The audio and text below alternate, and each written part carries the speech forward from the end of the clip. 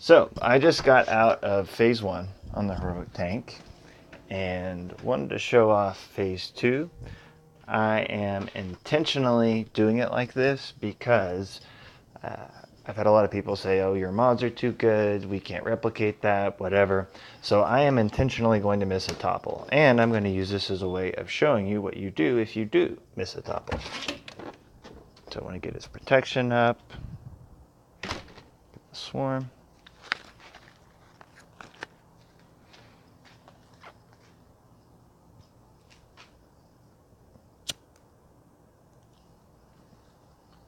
So at the end of phase 1, you want to intentionally save up all of your abilities so that you go into phase 2 just really fresh.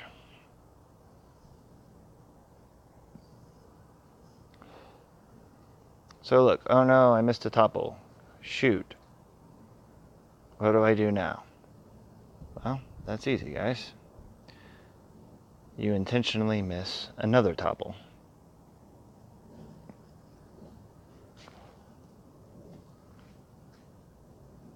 So if you look at the counter, 14 can't have odd numbers. So if a time comes when you do miss a topple, what you want to do is allow yourself to miss another topple, because ultimately going ahead and doing that extra bit of damage doesn't do you a damn bit of good.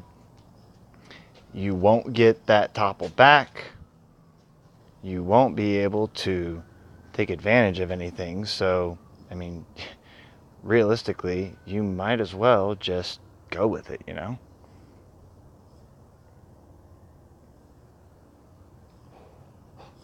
So now it's back at an odd number. So when I get to the last topple, it'll have 1 turn left. It would be the same doing it the way I just did it versus trying to get it down and just keeping it to where it would have that 2 number there at the end, which ultimately just means that you're missing out on extra damage that you could have otherwise done on the tank. It literally does you no good at all. Whereas this way, I was able to get some extra damage in. I was able to get more dots on the tank, which ultimately is huge. It's going to make all the difference in my run. It'll really stack up for later on. So between people saying my mods are too good, they can't replicate what I have, and that, hopefully this will show a way around all that.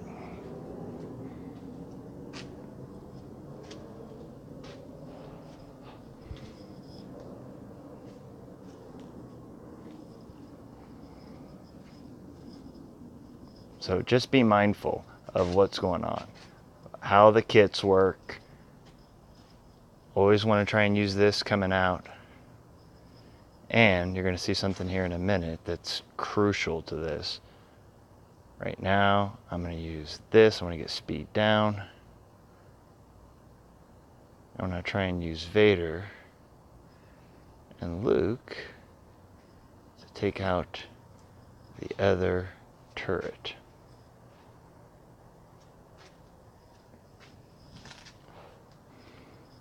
And actually what I meant to do there was use Vader's saber throw.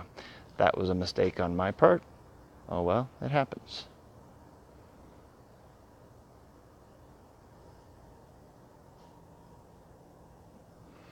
Now, normally I wouldn't use his, what is it called? His Furious Foe right here, because it's going to take him down to 0 pretty much on turn meter.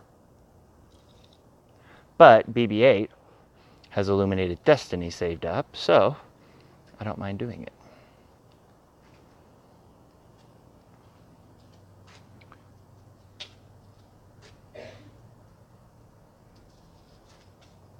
And right there, again, you want to make sure he has speed down on at all times. Prioritize that over anything else if you have to.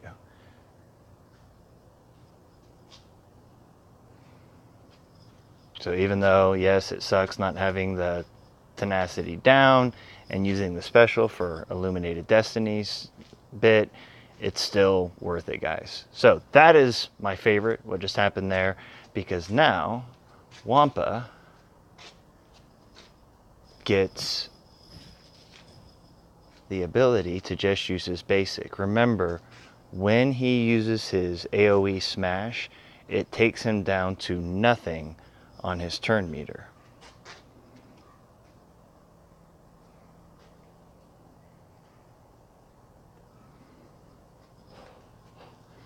Whereas if he uses his basic, he gets 40% turn meter. And I'll show that here in a second, once you get him maxed out. You see he gets 20% turn meter if the target was debuffed, and another 20% turn meter if he isn't debuffed. So wherever you can, if they counter, even if it's just one of the turrets, use his basic ability, not his smash wherever possible, because it just feeds the train and lets him go again and again. Now, he just used Illuminated Destiny. He's a ways away. I'm going to do that. He's going to be close enough this time around that I'm going to go ahead and use that, because I think I might have a shot at getting Illuminated Destiny off again before. It's going to be really close because he resisted that debuff. Let's see. There we go. Boom. It's a beautiful thing.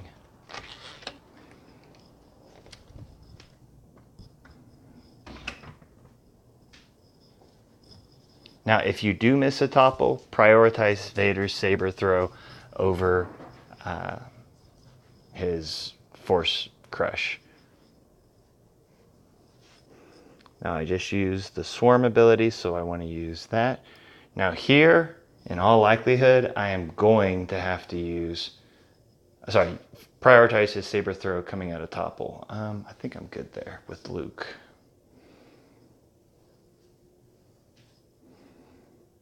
Especially now.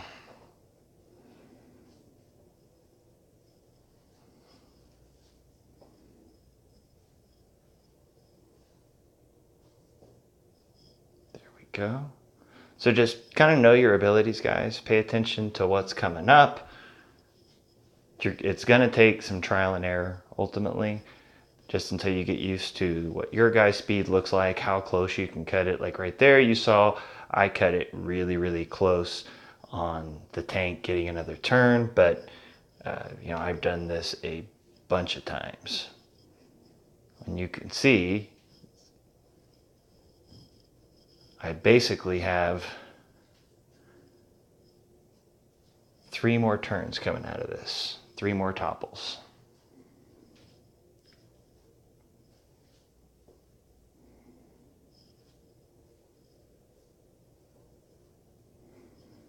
Speed down. You know what, I'm going to do this and you'll see why here in a second. I want to save that for here in a second because it's going to be really helpful. Now I can do his AoE smash.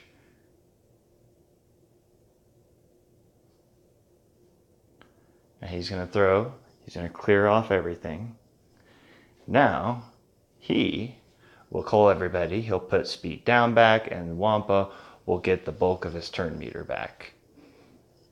So some of it's a matter of paying attention not just to the kits on your team, but also paying attention to what abilities you have in the pipeline. And sometimes intentionally saving stuff up, like right here. I'm going to go ahead and do this again. Now this time I'm going to use his special there because I have Illuminated Destiny coming up. And I still have 2 topples left, guys. It's going to go down to 3 and then down to 1. That's why it's crucial, if you do wind up missing a turn or a topple, miss another one. That will make all the difference in the world, ultimately. It will allow you to get the extra dots down. It'll allow you to get more damage done, allow you to get more abilities queued up. It really is sometimes the little things that make all the difference in the world. I'm going to wipe this out. And then Wampa, I'm going to go ahead and do this just to be safe. We'll finish the last one off, use his basic, his turn meter's queued back up. And boom. I'm gonna go ahead and do this to get Illuminated Destiny ready to go again, and boom. Now watch what's about to happen here. 10%, boom. So again, I intentionally missed a topple with this. Obviously, if I had not missed a topple, it would have made things infinitely easier. But I did, and I did that on purpose to show you guys that it really is not as bad as you think to do this. You don't need just a ridiculous set of mods in order to get this done. You need to really know the kits of your team. You need to have Wampa prioritized with offense over speed. All right, that he needs to be hitting like a truck. In phase 2, Vader kind of finishes everybody off, but Wampa's the one that actually really kind of does the bulk of your damage here. Now we're getting towards phase 3. The key here is I want to start saving everybody's abilities up. I want Illuminated Destiny ready to go for the start of the next phase. I want all the Wampa stuff ready to go. I want Luke having the ability to get the tank taken care of. I want Yoda's swarm and his heal back up and ready. Even if you're not doing as much damage here, I mean, you could have used all the abilities, Illuminated Destiny, etc., and still finish it off. But as you can see, not going to be necessary. So again, if you guys are going to miss a topple, it's actually okay to miss 2. If you can get through it and get all your abilities saved back up at the end of phase 1 to where you don't need to miss a topple, that extra topple is another basically 5 to 10% at the end of the phase. So yeah, that should allow you to compensate. Just kind of pay attention not only to what your guys' abilities look like, but also the abilities of the team and what you have coming up. Real quick, again, just to show off the mods and what you want to be running. Luke, you want speed and potency, that's it. You need to have a potency set and a potency cross. Critical damage is nice, but he's not really the main damage dealer. It's really about speed. That's easy to come by. I've got 14, 13, 12. Those are not ridiculous level mods. 15, that's a really solid mod, and 14, those are good, but I know a lot of guys that, you can very likely get Luke up to 255 to 265 speed. The bulk of you that are running this kind of team and have Wampa and Yoda will have that kind of mod set for him. Vader, you need to be running a critical damage and critical chance set.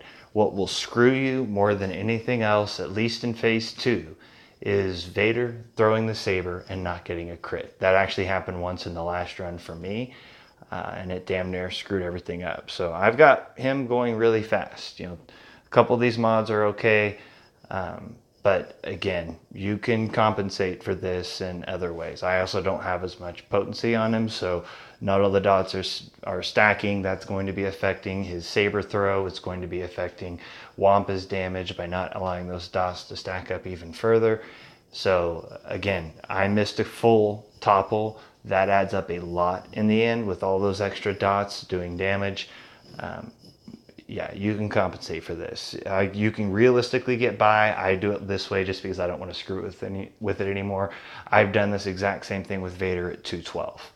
So the most important things are critical damage, critical chance. DB8, I have him fast. You just want as much speed as you can get. It doesn't hurt to have a critical damage set on him because he will be getting called a lot on the AoE swarm, and every little bit helps. Same thing with Yoda.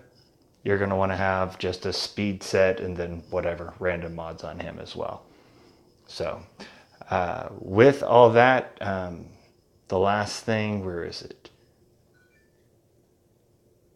Yeah, having the ability to do his heal more often does give BB-8 Illuminated Destiny faster. It does help keep everybody alive, survivability, all that jazz. But It's not necessary for this run. It does help to be able to heal more frequently and to recover that protection, just to avoid any problems, especially when you get into phase 3. But for the sake of what we're doing, it doesn't matter. So I hope this helps. Again, I handicapped myself, intentionally missed a topple. If you guys do not do so, hopefully you guys can finish it out.